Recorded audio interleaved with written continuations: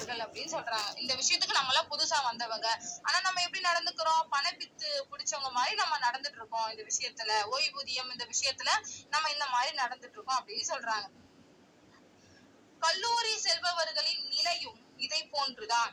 25 வயதை கடந்த அமெரிக்கர்களில் இளங்கலை பட்டம் பெற்றவர்களின் விகிதம் 1940ஆம் ஆண்டு 20 பேருக்கு ஒருவரை விட குறைவாக இருந்தது. ஆமா, அப்ப பாத்தீங்கன்னா கல்லூரியுடைய நிலைமையும் வந்து இதே மாதிரிதான் இருந்துச்சு. சோ அப்ப பாத்தீங்கன்னா 25 வயது கடந்து 25 வயசு ஆயிடுச்சு அப்படின்னா அமெரிக்கர்கள் என்ன பண்றாங்க, இளங்கலை பட்டம், அந்த பட்டம் காலேஜ் கல்லூரி முடிச்சுட்டு பட்டம் பெறுவாங்க இல்லைங்களா, அந்த இளங்கலை பட்டம் பெற்றவர்களின் விகிதம் வந்து எப்போ 1940ஆம் ஆண்டு 20 பேருக்கு ஒருவரை விட குறைவாக தான் இருந்துச்சு அப்படின்னு சொல்றாங்க. அதுவே இப்போ 2015 இப்ப லேட்டஸ்டா 2015ஆம் ஆண்டுல 4 பேருக்கு ஒருவர் என்ற விகிதமாக உள்ளது. சோ இந்த மாதிரி வந்து டிஃபரன்ஸ் வந்திருக்கு அப்படின்னு சொல்றாங்க. சோ அந்த காலத்தில் கல்லூரி கட்டணம் பணவீக்கத்தை கருத்தில் கொண்டு கணக்கிடுவோமாயின்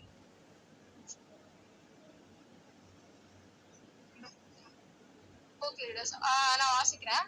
பணவீக்கத்தை கருத்தில் கொண்டு கணக்கிடுவோமாயின் இன்றைய நிலையில் 4 மடங்குக்கும் மேலாக அதிகரித்துள்ளது. சோ அப்பெல்லாம் பணவீக்கம் இருக்கிற காலம் இல்லைங்களா. சோ பணவீக்கம் பணம் அப்பெல்லாம் கிடைக்காது. சோ அப்பெல்லாம் கஷ்டப்படுற காலம். சோ அந்த காலத்துல வந்து பாத்தீங்கன்னா காலேஜோட ஃபீஸும் எப்படி இருக்கும், ரொம்பவே கம்மியா இருக்கும். காலேஜ் ஃபீஸ் எல்லாம் கம்மியா இருக்கும், யார் வேணா படிக்கலாம். சோ அந்த மாதிரி எல்லாம் இருக்கும் அந்த காலகட்டத்துல. ஆனா இப்ப வந்து பாத்தீங்கன்னா 4 மடங்குக்கும் மேலாக அதிகரித்துள்ளது.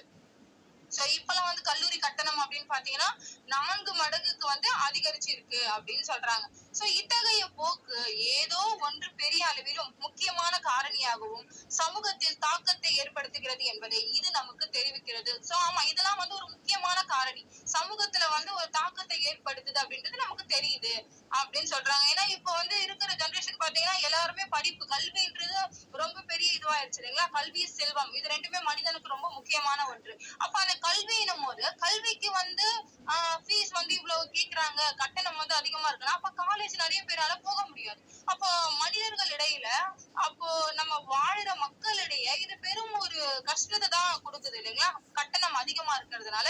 அதனாலதான் மனிதர்களிடையே ஒரு பெரிய தாக்கத்தை ஏற்படுத்துது அப்படின்னு சொல்றாங்க. சரிங்களா.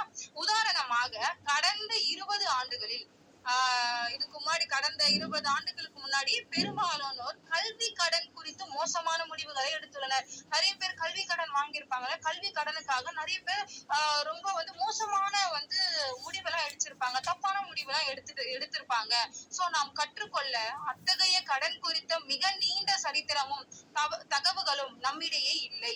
இருந்தும் நாம் பறந்து கொண்டு இருக்கிறோம். சோ அந்த கடன் குறிச்ச நீண்ட சரித்திரமும் தகவலும் நம்ம கிட்ட கிடையாது. இருந்தும் நம்ம பறந்துட்டு இருக்கோம் அப்படின்னு சொல்லிட்டு சொல்றாங்க.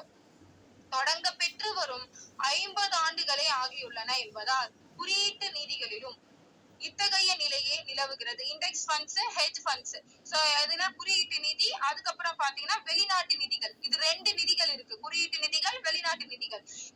இந்த 2 நிதிகளும் வெறும் 25 ஆண்டுகளுக்கு முன்னரே தொடங்க பெற்றன. இந்த 2 நிதி எப்போ தொடங்குச்சு அப்படின்னா 25 ஆண்டுகளுக்கு முன்னே தொடங்கியிருக்கு. இன்றைய நிலையில் மிகவும் பரவலான காணப்படும் நுகர்வோர் கடன்களான அடமானங்கள், கடன் அட்டைகள், கார் கடன்கள் போன்றவை 2ஆம் உலக போர் வரையில் அறியப்படாதவைகளாகவே இருந்தன. சோ 2ஆம் உலக போர் வரைக்குமே இந்த அடமானங்கள், கடன் அட்டைகள், கார் கடன்கள் இதெல்லாம் வந்து 2ஆம் உலக போர் வரைக்குமே அறியப்படாமதான் இருந்துச்சு. இதெல்லாமே தெரியாமதான் இருந்துச்சு. ஜிஐ மசோதா அறிமுகப்படுத்ததுக்கு பின்னர் தான் மில்லியனுக்கும் மேற்பட்ட அமெரிக்கர்களுக்கு கடன் பெறுவது எளிதான செயலாயிற்று. இது எப்ப வந்து எல்லாருக்குமே வந்து இது யாருக்கும் தெரியாத விஷயமா தான் இருந்துச்சு. எப்போ 2ஆம் உலக போருக்கு வரைக்கும் யாருக்குமே இந்த பத்தி விஷயம், இந்த கார் கடன்கள், கார் அட்டைகள், சோ அந்த கடன் எல்லாம் பத்தி தெரியாம தான் இருந்துச்சு. ஆனா இப்போ மசோதா வந்து அறிமுகப்படுத்துறதுக்கு அப்புறமா மில்லியனுக்கும் மேற்பட்ட 100, 200, 1000 எல்லாம் கிடையாது, மில்லியனுக்கும் மேற்பட்ட அமெரிக்கர்களுக்கு கடன் பெறுவது அப்படின்றது ரொம்ப ஈஸி ஆயிருச்சு, எளிதாயிருச்சு அப்படின்னு சொல்றாங்க. சரிங்களா.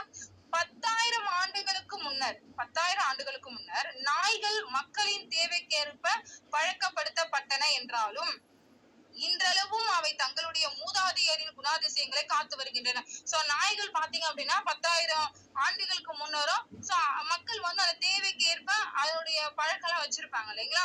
அப்படி இருந்தாலும் அந்த நாய்கள் கூட அதுங்களுடைய மூதாதையர் அவங்களுடைய ஜெனரேஷன் அவங்களுடைய இதுபடி அவங்களுடைய குணாதிசயங்கள் எப்படி இருக்கு? காத்துதான் வருது. அதோடைய குணாதிசயங்கள் எப்படி இருக்கோ அதை ஃபாலோ பண்ணிட்டு அதை காத்து வந்துட்டு இருக்கு.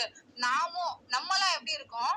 புதிய பொருளாதார முறை வழக்கில் வந்து 20 ஆண்டுகளில் இருந்து 50 ஆண்டுகளே ஆகியிருந்தாலும் முழுமையாக நம்மை அப்போதைய முறைக்கு பழக்கப்படுத்தி கொண்டு விடுவோம்.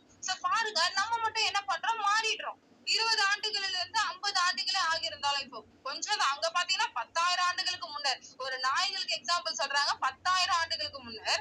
ஆனா இங்க வந்து பாருங்களேன், 20 ஆண்டு 50 ஆண்டே ஆகியிருந்தாலும் நம்ம என்ன பண்றோம்? அந்த புதிய முறைக்கு நம்ம பழக்கப்படுத்தி கொண்டுடுறோம். அப்படியே உடனே அக்செப்ட் பண்ணிக்கிறோம். உடனே அதுக்கு மாறிடுறோம். நம்ம வந்து அவங்களுக்கு குணாதிசயங்களை வந்து காத்து வருது.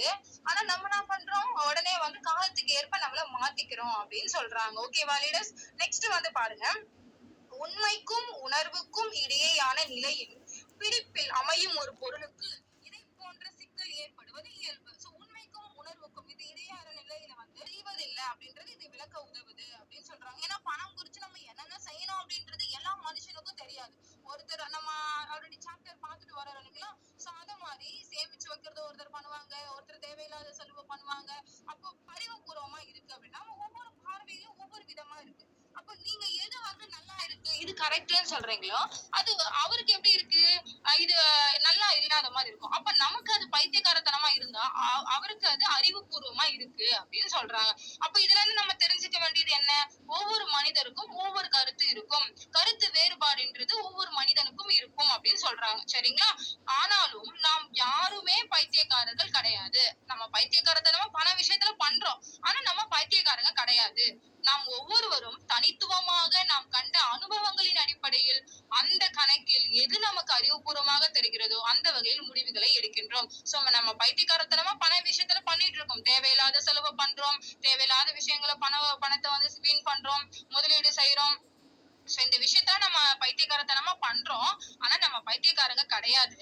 நம்ம ஒவ்வொருவரும் என்ன பண்றோம்னா தனித்துவமா செயல்படுறோம்.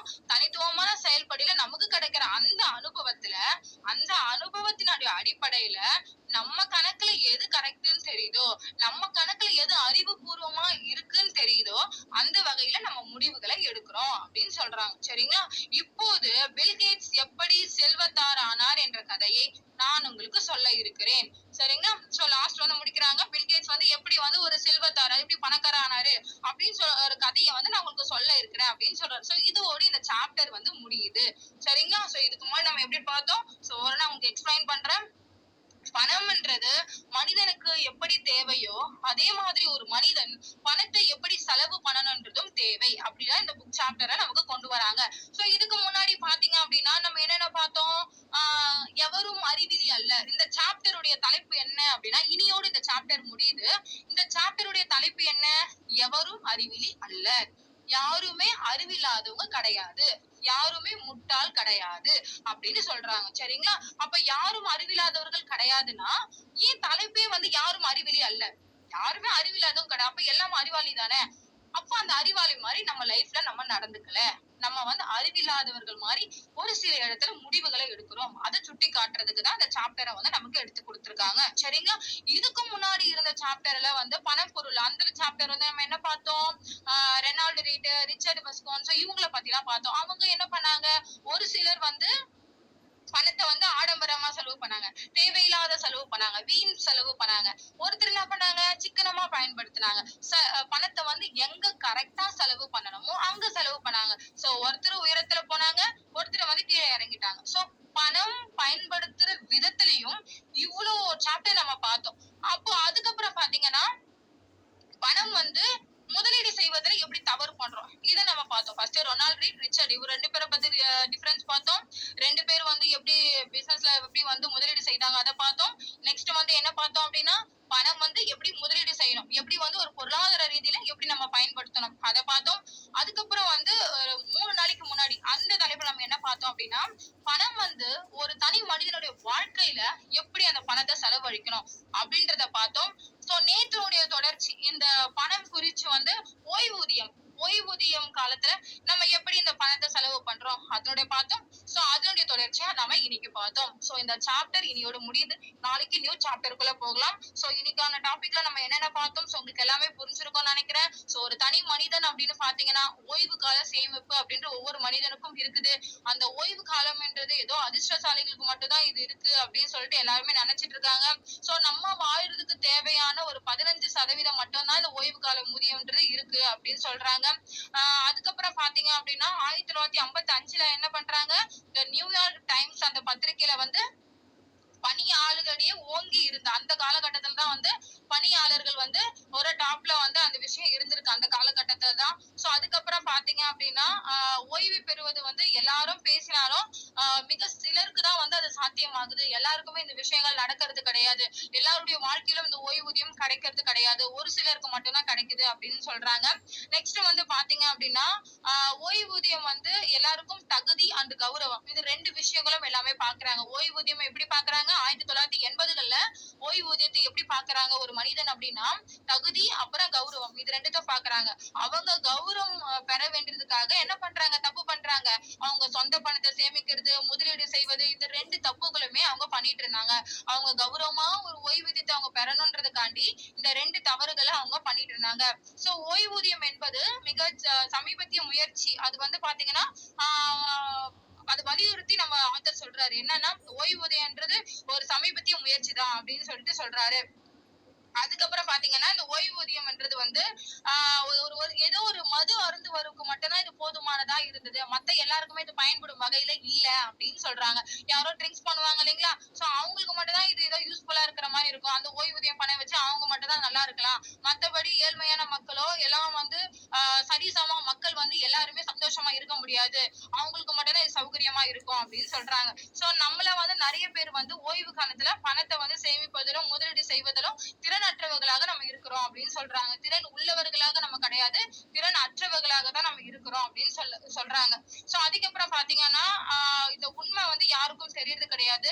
ஏன்னா நம்ம எல்லாரும் பணப்பித்து பிடிச்சவங்க போட்டு நம்ம நடந்துட்டு இருக்கோம். ஆனா வந்து நம்ம ஏன் அப்படின்னா நம்ம ஏன் இந்த பணப்பித்து பிடிச்சவங்க மாதிரி நடந்துட்டு இருக்கோம்னா நம்ம எல்லாம் இந்த பணம் அந்த பணத்துக்கு நம்ம எல்லாம் புதியவர்கள். இந்த விஷயத்துக்கு நம்ம எல்லாம் புதுசா வந்தவங்க அப்படின்னு சொல்றாங்க.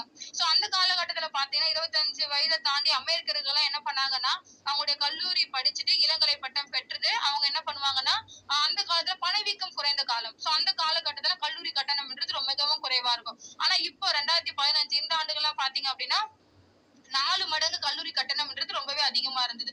சோ பணவீக்கம் குறைந்த காலத்துக்கும் இப்ப பணம் இருக்கிற காலத்துக்கும் இதுதான் டிஃபரன்ஸ் அந்த இடத்துல சொல்றாங்க. நெக்ஸ்ட் வந்து பாத்தீங்க அப்படின்னா இந்த இந்த பணவீக்கம் அப்படின்றது இந்த பெரும்பாலானோர் வந்து கல்வி கடன் கார் அட்டைகள் கடன் அட்டைகள் சோ இதெல்லாமே வாங்கி மக்கள் வந்து ரொம்ப இதுல போயிட்டு இருக்காங்க அப்படின்னு சொல்றாங்க. சோ நெக்ஸ்ட் வந்து பாத்தீங்க அப்படின்னா 50 ஆண்டுகளே ஆகியுள்ளன என்பதால் குறியீட்டு நிதி அதுக்கப்புறம் வந்து வெளிநாட்டு நிதிகள் ரெண்டு ஃபண்ட்ஸ் இருக்கு அப்படின்னு சொன்னேன். 50 ஆண்டுகளுக்கு முன்னாடியே வந்து குறியீட்டு நிதிகளும் வெளிநாட்டு நிதிகளும் இது ரெண்டும் வந்து 25 ஆண்டுகளுக்கு முன்னரே தொடங்கிட்டாங்க அப்படின்னு சொல்லிட்டு சொன்னாங்க. அதுதான் சொன்ன இல்லைங்களா, இந்த நுகர்வோர் கடன் அடமானம் கார் அட்டைகள் கார் கடன்கள் சோ இது எல்லாமே நடந்திருக்கு. சோ அதுக்கு முன்னாடி இதெல்லாம் வந்து எப்ப தெரிஞ்சது அப்படின்னா 2ஆம் உலகப் போருக்கு அப்பதான் மக்கள் வந்து இந்த கடன்லாம் இருக்குது அப்படின்னு சொல்லிட்டு மக்களிடையே வந்து இது பேசப்படுது. அப்பதான் மக்களே வந்து இதை உணர்றாங்க.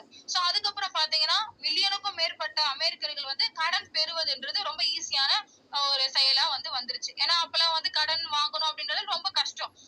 ஏன் இப்ப வந்து பாத்தீங்கன்னா யாரு ஜிஐ மசோதா அவங்க வந்து அறிமுகப்படுத்துனதுக்கு அப்புறம் மில்லியனுக்கும் மேற்பட்ட அமெரிக்கர்கள் என்ன பண்றாங்க, கடன் வாங்குறது ரொம்ப ஈஸியா ஆயிடுது. சோ இதுக்கு முன்னாடி பாத்தீங்கன்னா கடன்கள் அந்த கல்லூரி கடன் கல்வி கடன் அந்த கடன் எல்லாம் பாத்தீங்கன்னா வாங்கிட்டு நிறைய பேர் தவறான முடிவுகளை எடுத்துட்டு இருப்பாங்க. எப்போ பணவீக்கம் இருந்த காலகட்டத்துல நிறைய பேர் தவறான முடிவுகளை எடுப்பாங்க. ஏன்னா கல்வி கடன் அதிகமாயிருச்சு இல்லைங்களா, ஃபேமிலியை ரன் பண்ண முடியாது. சோ அதனால வந்து அவங்க தவறான முடிவுகளை எடுத்துட்டு இருந்தாங்க. சோ அதுக்கும் இதுக்கும் இதுதான் டிஃபரன்ஸ் அப்படின்னு சொல்றாங்க. அதுக்கப்புறம் பாத்தீங்கன்னா 10,000 ஆண்டுகளுக்கு முன்னர் வந்து ஒரு நாய் கூட கம்பேர் பண்றாங்க. ஒரு நாய்கள் வந்து என்ன பண்ணுது, நம்ம மனுஷன் வந்து நம்ம தேவைக்கு ஏற்ப அது பழக்க வழக்கத்தை மாத்திக்கிறாங்க. ஆனா அந்த நாய்கள் வந்து அவங்களுடைய மூதாதையரின் குணாதிசயங்களை அப்படியே காத்து வருது அப்படின்னு சொல்றாங்க. அது 10,000 ஆண்டுகளுக்கும் முன்னாடி இருந்தும் அது காத்து வருது. ஆனா நம்ம 20 ஆண்டு 50 ஆண்டுகளிலே ஆகியிருந்தாலும் நம்ம புதிய பழக்கத்துக்கு நம்ம என்ன பண்றோம், அப்படியே வந்து நம்மள புதிய பழக்கத்தை அப்படியே நம்ம மாறிடுறோம். நம்ம பழைய மாதிரி கிடையாது. எப்ப நமக்கு ஒரு மாற்றம் வருதோ அந்த மாற்றத்துக்கு உடனே மனிதர் அப்படின்னு சொல்லிட்டு சொல்றாங்க. அதுக்கப்புறம் உண்மைக்கு உணர்வுக்கும் இது ரெண்டு இடையில இருக்கிறதான இயல்பு, அந்த இயல்பு தான் பணத்தை வந்து நம்ம எப்படி செலவு பண்ணணும்ன்றது நமக்கு சொல்லி கொடுக்குது அப்படின்னு சொல்றாங்க. சோ பணத்தை வந்து எந்தெந்த இடத்துல வந்து நம்ம பணத்தை சேமிக்கணும், எந்தெந்த இடத்துல முதலீடு செய்யணும், சோ இது எல்லாமே நமக்கு தெரிஞ்சிருக்கணும். நிறைய உதாரணங்களை பார்த்தோம். நிறைய பேர் ரிச்சர்ட் ரொனால்டு நிறைய பேரை வந்து பார்த்தோம். அவங்களாம் வந்து எப்படி பணத்தை செலவு பண்ணாங்கன்றது. இந்த புக்கடிங் செஷன்ன்றது ஏன் இம்பார்ட்டன்ட் அப்படின்னா, இப்போ டவுன்லைன்ஸ் எல்லாம் வராங்க அப்படின்னா நிறைய பேர் வந்து இந்த பிசினஸ் பண்றதுக்கே வந்து ரொம்ப கஷ்டமா இருக்கும். ஃபேமிலியை ரன் பண்றதுக்கே ரொம்ப கஷ்டமா இருக்கும். அப்ப நீங்க இந்த புக்கடிங் செஷன் கொண்டு வரும்போது இந்த பிசினஸ் பண்றது அவங்களுக்கு ரொம்ப ஈஸியா இருக்கும். இதோட அர்த்தங்கள், இதோட ரகசியங்கள் அவங்களுக்கு புரியும் போது இந்த பிசினஸ் எடுத்து பண்ணும்போது அவங்களுக்கு ரொம்பவே யூஸ்ஃபுல்லா இருக்கும், ரொம்ப கை கொடுக்கும். அப்போ நீங்க புக்கடிங் செக்ஷன் வந்து மீட்டிங் எல்லாமே கொண்டு வாங்க, புக்கடிங் செக்ஷனோட இம்பார்ட்டன்ஸை புரிய வைங்க. சோ இப்போ நம்ம இந்த புக்கடிங் செக்ஷன் எல்லாம் வரதுனால தான் நமக்கு தெரியுது பணத்தை எப்படி செலவு பண்ணணும், தேவையில்லாத இடத்துல எப்படி செலவு பண்ணக்கூடாது, யாரெல்லாம் ஒரு பணத்தை வந்து எந்த இடத்துல செலவு பண்ணி எப்படி உயரத்துக்கு போனாங்க, எப்படி கீழே வந்தாங்க அப்படின்னு சொல்லிட்டு இந்த புக்கடிங் செக்ஷன் படிக்கும் போதுதான் நமக்கு தெரியுது. அப்போ நிறைய விஷயங்களை நம்ம லேர்ன் பண்றோம், நிறைய விஷயங்களை கத்துக்கிறோம். அப்ப கத்துக்கிற ஒரு இடத்துல வந்து எல்லாருமே மீட்டிங்ல கொண்டு வாங்க லீடர்ஸ். சோ இன்னைக்கான மீட் வந்து உங்களுக்கு எல்லாருக்குமே புரிஞ்சிருக்கும்னு நினைக்கிறேன். உங்களுடைய ஃபீட்பேக்கை குரூப்ல ஷேர் பண்ணுங்க. Thank you leaders. நம்ம மீட் வந்து எண்ட் பண்ணிக்கலாம். Thank you so much.